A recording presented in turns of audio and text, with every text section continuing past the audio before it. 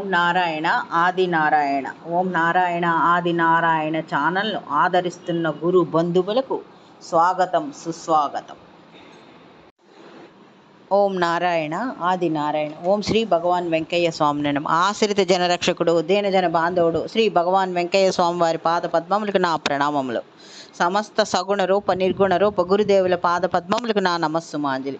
అవధూత శ్రీ భగవాన్ వెంకయ్య స్వామివారి అనుగ్రహంతో, సమస్త గురుదేవుల ఆశీస్సులతో శ్రీ మొగలిచర్ల దత్తాత్రేయ స్వామివారి లీలా వైభవం. ఓం శ్రీ గణేశ నమః. ఓం శ్రీ సరస్వతి నమః. ఓం శ్రీ గురుభ్యో నమః. ఓం నారాయణ ఆది నారాయణ.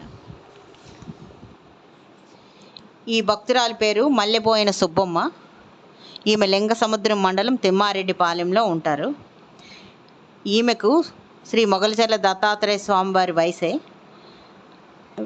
వీరి పుట్టిల్లు ఎర్రబల్లె గ్రామం, స్వామివారి ఊరు. వీరి ఇల్లు కూడా శ్రీ మొగలిచర్ల దత్తాత్రేయ స్వామివారి ఇంటి దగ్గరలోనే ఉంటుంది. ఈమె చిన్నప్పుడు శ్రీ మొగలిచర్ల దత్తాత్రేయ స్వామివారితో ఆడుకునేది. ఆమె సంవత్సరంలో 2-3 సార్లైనా శ్రీ మొగలిచర్ల దత్తాత్రేయ స్వామివారి మందిరానికి దర్శించుకోవటానికి వస్తుంది. వచ్చినప్పుడు ఏదో ఒకటి సరుకులు తీసుకొచ్చి స్వామివారి మందిరంలో ఇస్తూ ఉంటుంది. అలాగే ఒకసారి ఈమె బియ్యం తీసుకొచ్చారు. బియ్యం తీసుకొచ్చి సుమారు ఒక 25 కేజీలు బియ్యం ఉంటుంది పెట్టి నాగేంద్ర ప్రసాద్ గారికి చెప్పారు. నాగేంద్ర ప్రసాద్ గారు ఈమెను అనుకున్నారు, మామూలుగా ఒక సాధారణ భక్తురాలే అనుకున్నారు. ఆ తర్వాత మాటల సందర్భంలో ఆమె శ్రీ మొగలిచర్ల దత్తాత్రేయ స్వామివారి గురించి, బాల్యం గురించి చెప్పింది. తన వివరాలు కూడా చెప్పింది. వారిది ఎర్రబల్లె గ్రామం అని, స్వామివారితో ఆడుకున్న విషయం అన్నీ చెప్పింది. స్వామివారి చిన్ననాటి బాల్యం విషయాలు కూడా ఆమె నాగేంద్ర ప్రసాద్ గారితో చెప్పింది. అలా చెప్పుకుంటూ ఈమెకు కలిగిన అనుభవాలు కూడా వివరించారు. ఒకసారి ఈమె మాలకొండ నుంచి ఇక్కడికి వచ్చి స్వామివారి ఆశ్రమం పకీర్మాన్యంలో ఆశ్రమం కట్టించుకున్న రోజుల్లోనే వీరి తండ్రి గారు అటువైపు వీళ్ళు ఊరు వెళ్తూ ఉన్నప్పుడు ఈ ఆశ్రమం పైనుంచే వెళ్ళాలి. అప్పుడు స్వామివారు మొగలిచర్ల దత్తాత్రేయ స్వామివారు ఈమె తండ్రిని గుర్తుపట్టి, కొండయ్య బాగున్నావా అని ఆప్యాయంగా పలకరించారు. తర్వాత ఈమె వైపు చూసి వీరి తండ్రి గారితో ఇలా అన్నారు, శ్రీ మొగలిచర్ల దత్తాత్రేయ స్వామివారు, అమ్మాయికి పెళ్లి చేసావా అని అడిగారు. అప్పుడు ఈమె తండ్రి చెప్పారు, చేశాను స్వామి, పెళ్లి చేసి కూడా దాదాపు 6 ఏళ్ళు అవుతుంది, ఇంకా పిల్లలు పుట్టలేదు అని చెప్పారు. అప్పుడు శ్రీ స్వామివారు కొద్దిసేపు గంభీరంగా ఉన్న తర్వాత ఇలా అన్నారు, కొండయ్య, ఈ అమ్మాయికి పెళ్లి చేసావు, నీ బాధ్యత తీరింది, కానీ ఈ పిల్లకు సంతాన యోగం లేదు, పిల్లలు పుట్టరు అని ఖచ్చితంగా చెప్పారు. ఆ మాటే నిజమైంది. ఆమెకు సంతానం లేదు. కానీ మొదటి నుంచి శ్రీ మొగలిచర్ల దత్తాత్రేయ స్వామివారిని పూర్తిగా నమ్ముకొని ఉంది. ఆమె ఇలా చెప్పిందనమాట, మొగలిచర్ల దత్తాత్రేయ స్వామివారిని నమ్ముకుంటే అది విన్నవించుకున్నవన్నీ జరిగి తీరుతాయి. ఆశ్రమం కట్టుకున్న తర్వాత మేము 4-5 సార్లు ఈ ఊరు వెళ్తూ స్వామివారిని దర్శించుకున్నాము. ఎప్పుడు స్వామివారు చెయ్యి ఎత్తి మౌనంగా ఆశీర్వదించేవారు. స్వామివారు సమాధి చెందిన తర్వాత కూడా ప్రతి ఏటా 3-4 సార్లు ఇక్కడికి నేను వచ్చి వెళ్తూ ఉంటాను అని ఆమె వివరించారు. ఆమె వివరించిన ఇంకో లీల ఏమిటంటే, ఆమెకు 25 ఏళ్ల కిందట జబ్బు చేసింది. ఆమెకు ఎంతకు నయం కాలేదు. ఆమె వాళ్ళతో ఇలా చెప్పింది, మొగలిచర్ల తీసుకొని వెళ్ళి స్వామివారి మందిరం వద్ద పడుకోబెట్టండి, నాకు తగ్గిపోతుంది అని వారి బంధువులతో చెప్పింది. వారు అదే విధంగా చేశారు. వారు ఇక్కడికి తీసుకొచ్చారు. మొగలిచర్ల దత్తాత్రేయ స్వామి మందిరం దగ్గరికి వచ్చేటప్పటికి ఈమెకు ఈ సుబ్బమ్మకి స్పృహ తప్పి పడిపోయింది. దాంతో ఆమె చనిపోయిందని అందరూ అనుకున్నారు. అక్కడ ఉన్న అర్చక స్వాములు కూడా మండపం లోపలికి తీసుకురావద్దని చెప్పారు. ఈమె బంధువులు కూడా ఈమె చచ్చిపోయింది అనుకొని అటు ఉత్తరంగా ఉన్న చివరి ఖాళీ స్థలంలో పడుకోబెట్టారు. అప్పుడు ఈమెకి కలిగిన అనుభూతి ఆమె ఇలా చెప్పింది. ఆ సమయం ఈమె పడుకున్న తర్వాత శ్రీ మొగలిచర్ల దత్తాత్రేయ స్వామివారు ఈమె శరీరం పైనుంచి అటు నుంచి ఇటు, ఇటు నుంచి అటు దాటి వెళ్ళినట్టుగా ఈమెకి అనుభూతి కలిగింది.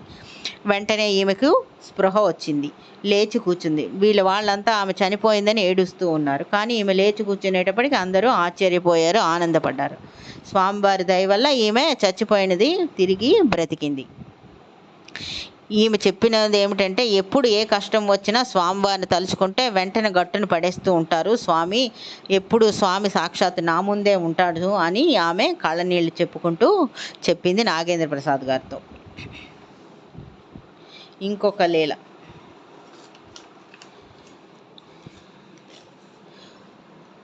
ఒక దంపతులు వచ్చారు నాగేంద్ర ప్రసాద్ గారి దగ్గరికి. వాళ్ళు ఎప్పుడూ రెగ్యులర్‌గా మొగల్చర్ల దత్తాత్రేయ స్వామివారి మందిరానికి వచ్చి స్వామివారిని సేవించుకుండే దంపతులే వారు.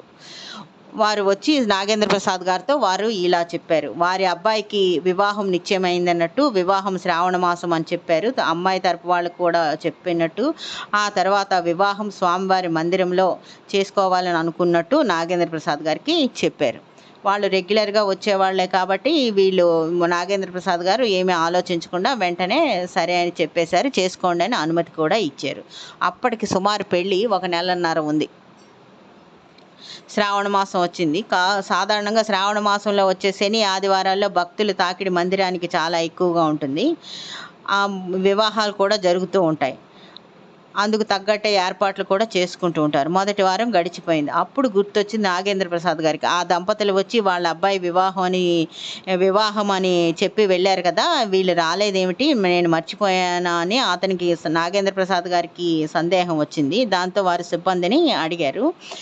వాళ్ళ అబ్బాయి ఒకరు వచ్చారు కదా! వాళ్ళ అబ్బాయి అదే వాళ్ళ వివరాలు చెప్పి వాళ్ళ వివాహం అని చెప్పారు. ఆ వివాహం జరిగిపోయిందా అని వీళ్ళ స్టాఫ్‌ని అడిగారు. దాంతో వాళ్ళేమో చెప్పారు. శ్రావణ మాసంలో వివాహం చెప్పారు కానీ వాళ్ళు ఇంకా రాలేదు స్వామి, మందిరానికి రాలేదు. ఆ వివాహం ఇంకా కాలేదు అని నాగేంద్ర ప్రసాద్ గారికి చెప్పారు వాళ్ళ సిబ్బంది. అప్పుడు వీరు ఫోన్ నెంబర్ ఉంది కదా! ఆ ఫోన్ నెంబర్ తీసుకొని వాళ్ళకి ఆ దంపతులకి ఫోన్ చేశారు. మీరు అబ్బాయి పెళ్ళి అని చెప్పారు కదా!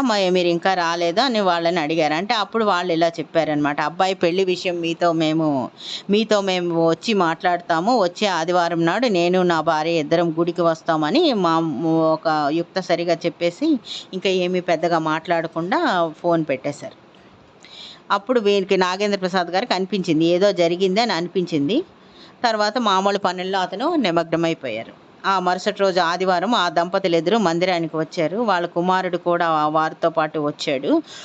వాళ్ళని చూస్తే ఏదో వాళ్ళు దిగులుతో ఉన్నారని అనిపించింది నాగేంద్ర ప్రసాద్ గారికి. స్వామివారి దర్శనానికి వెళ్ళారు. సమాధి మందిరం గడప వద్ద చాలాసేపు నిలబడి స్వామివారికి వారి బాధను విన్నవించుకున్నారు, ప్రార్థించుకున్నారు. యథావిధంగా అర్చన కూడా చేయించుకున్నారు.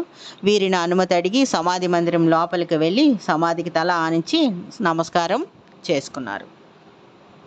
యువతలికి వచ్చారు. వచ్చిన తర్వాత నాగేంద్ర ప్రసాద్ గారితో ఇలా చెప్పారు. శ్రావణ మాసంలో వివాహం అని చెప్పాం కదా! అన్నీ మాట్లాడుకున్నాం. నిశ్చయితాంబూలాలు కూడా తీసుకున్నాం. మరి ఏ కారణమో ఏమైందో తెలీదు కానీ అమ్మాయి తల్లిదండ్రులు ఫోన్ చేసి మా సంబంధం వద్దు అని చెప్పారు. మేము ఆలోచించి నిర్ణయం తీసుకున్నాం. మీ సంబంధం మేము చేసుకోవట్లేదని చెప్పారు. మాకేమీ అర్థం కాలేదు. ఇంట్లో శుభకార్యాన్ని బంధువులు అందరితో చెప్పేశాం. ఫలానా తేదీ నాడు మొగలచెర్ల దత్తాత్రేయ స్వామివారి మందిరం వద్ద వివాహం అని కూడా అందరికీ చెప్పేశాం. వాళ్ళు ఉన్నట్టుండి ఇలా పెళ్లి రద్దు అని చెప్పేటప్పటికి ఏం చేయాలో తెలియటం లేదు అని బాధపడ్డారు. మేము వారి కట్న కానుకల దగ్గర కూడా ఏమీ పేచీ పెట్టలేదు. మా వైపు నుంచి ఎటువంటి కోరికలు కోరలేదు. కానీ ఎందుకని వద్దన్నారో వాళ్ళు అని మాకు అర్థం కావటం లేదు. ఏం చేయాలో మేము అర్థం కావట్లేదు. మాకు స్వామివారినే మేము నమ్ముకొని ఉన్నాం. ఆయన ఎందుకు మా పైన ఇలా చిన్న చూపు చూశారో తెలియటం లేదు అని నాగేంద్ర ప్రసాద్ గారితో చెప్పారు. మళ్ళీ అదే విషయం మేము స్వామివారికి మొరపెట్టుకున్నాము అని నాగేంద్ర ప్రసాద్ గారితో చెప్పారు. అప్పుడు నాగేంద్ర ప్రసాద్ గారు ఇలా అన్నారు. నమ్మిన వాళ్ళకి దైవం ఎప్పుడు చిన్న చూపు చూడడు. మీకు ఇంతకంటే మంచి సంబంధం కుదురుతుందేమో. కొన్నాళ్ల పాటు మీకు వేదన ఉంటుంది కానీ అది తాత్కాలికమే కదా. స్వామివారిని నమ్మి ఉన్నారు. మీరు నిశ్చింతగా ఉండండి అని ఓదార్పుగా చెప్పారు నాగేంద్ర ప్రసాద్ గారు. వాళ్ళు బాధతోనే తల ఊపారు. వాళ్ళు తిరిగి మళ్ళీ ఊరికి వెళ్లే ముందు మరొకసారి స్వామివారి సమాధి వద్ద నమస్కారం చేసుకొని వెళ్ళారు. ఆ తర్వాత వారు ఆదివారం వచ్చారు. మళ్ళీ బుధవారం వీరు నాగేంద్ర ప్రసాద్ గారు సిబ్బందితో మందిరంలోనే ఉన్నారు. అప్పుడు మళ్ళీ ఆ దంపతులు వచ్చారు. ఇప్పుడు ఆ దంపతులు వారి చాలా మొహాలన్నీ ఆనందంగా ఉన్నాయి. వాళ్ళ మొహాలు ఆనందంతో వెలిగిపోతున్నాయి. ఇద్దరు నేరుగా స్వామివారి సమాధి మందిరం వద్దకు వెళ్ళి నమస్కారం చేసుకున్నారు. అర్చన కూడా చేయించుకున్నారు. అక్కడి నుంచి వచ్చి వీరితో నాగేంద్ర ప్రసాద్ గారితో చెప్పారు. వచ్చే గురువారం అబ్బాయి పెళ్ళి మేము ఇక్కడే చేయాలి అనుకుంటున్నాము. మొన్న ఇక్కడి నుంచి వెళ్ళిన తర్వాత సోమవారం నాడే మాట్లాడుకున్నాము. ఆ అమ్మాయి తరపు వాళ్ళు ఇప్పుడు వచ్చిన ఇంకొక సంబంధం వచ్చింది. ఆ సంబంధం మా బంధువులే. వాళ్ళు మా సంబంధం చేసుకోవాలని ముందు నుంచి అనుకుంటున్నారట. కానీ ఈ లోపల మాకు వేరే సంబంధం కుదిరిందని వాళ్ళతో ఊరుకున్నారు. ఇప్పుడు ఈ సంబంధం తప్పిపోయిందని వాళ్ళు వచ్చారు. మాకు కూడా అమ్మాయి నచ్చింది, పిల్లలిద్దరూ కూడా ఇష్టపడ్డారు, ఇంకా ఆలస్యం ఎందుకని మేము వచ్చే గురువారం ముహూర్తం పెట్టుకున్నాము, స్వామివారు మాకు చల్లంగా చూశారు, మంచి సంబంధమే కుదిరింది అని నాగేంద్ర ప్రసాద్ గారితో చెప్పారు. వారు అనుకున్నట్టుగా అనుకున్న విధంగానే స్వామివారి అనుగ్రహంతో సలక్షణంగా వివాహం జరిగిపోయింది. ఓం నారాయణ ఆది నారాయణ.